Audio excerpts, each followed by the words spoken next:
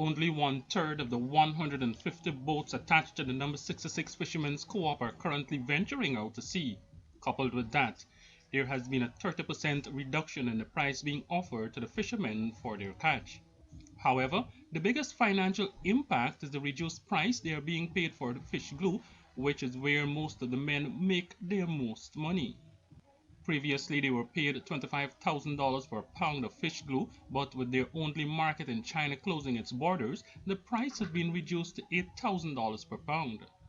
Despite production being less than 33%, the fact that seafood is not being exported currently and local markets are opening for shorter periods along with most restaurants being closed, the demand for the aquatic creatures have reduced significantly. There are 800 members of the co-op and another 100 persons who benefit from the operations there. These include porters, boat builders, suppliers of ice and retail fish vendors. Chairman of the number 66 Fishermen's Co-op, Parameshwar Jainarayan, says about 600 fisherfolk are currently unemployed, and that is apart from the auxiliary staff. The boats attached to the co-op are being prevented by Suriname authorities from venturing into Suriname waters to fish. This is part of measures the neighboring country has put in place to reduce the spread of the COVID-19 in that country. Officials in Suriname say that since the country has closed off its ports, then persons are not allowed to venture into Suriname waters. However, some boat operators are taking the chance. Jaichan Gopal is one of them. And then with workman and thing, the workman and I want to go out to sea. And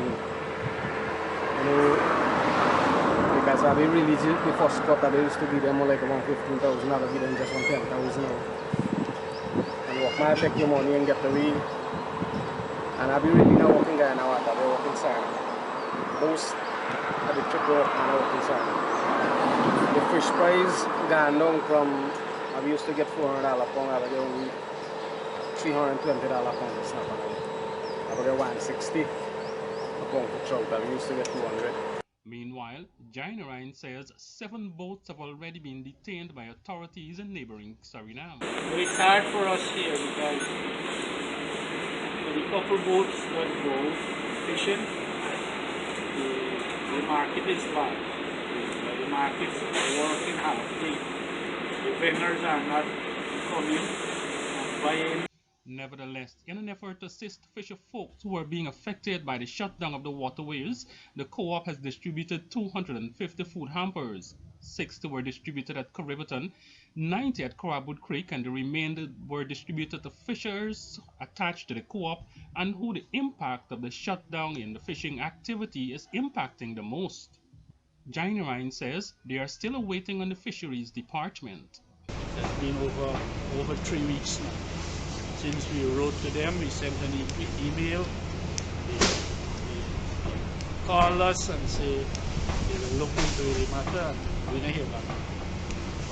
So no assistance from the authorities. Andrew Carmichael, The Evening News.